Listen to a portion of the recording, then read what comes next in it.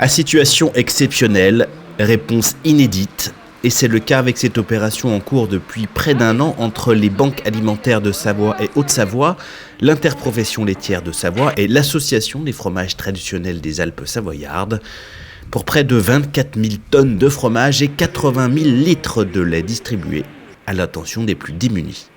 Aujourd'hui, donc, on est sur une deuxième phase où là, pour le coup, c'est plutôt donc, la filière Beaufort qui essentiellement est en train de dégager du produit, donc sous deux formes, à la fois du Beaufort râpé et du Beaufort portionné de catégorie 2 qui vise à désengorger le marché sur ce type de produit qui aujourd'hui est en mal de débouché.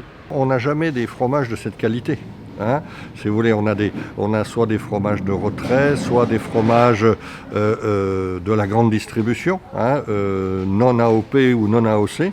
Et donc, effectivement, dans ce cadre-là, c'est un peu exceptionnel, bien sûr. Cette opération d'écoulement en circuit court des productions non vendues, notamment en station, est estimée à un coût total de 700 000 €, dont 200 000 ont été pris directement en charge par les producteurs et 500 000 qui proviennent d'aides accordées par plusieurs collectivités partenaires en Savoie et en Haute-Savoie. Ça a vraiment été une opération complètement exceptionnelle, puisque du coup ça n'avait jamais été fait auparavant par le département. Et donc du coup on a un budget de 150 000 € qui a été affecté du coup à la banque alimentaire, qui a été du coup utilisé sur la fin de l'année 2020 et sur le début de l'année 2021.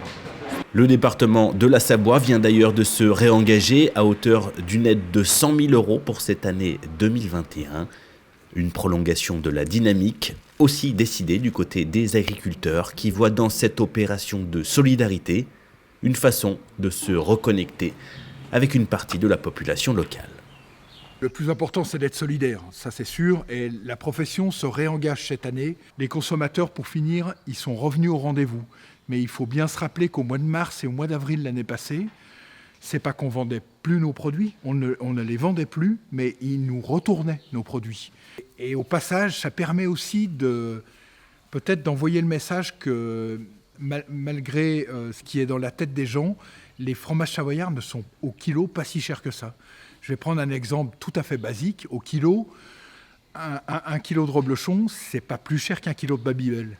Ça peut être surprenant comme ça, mais on peut avoir des produits sous signe de qualité, du haut de gamme et de l'excellence, à des prix corrects et sans gâcher de produits, parce que tout se mange dans les produits de Savoie.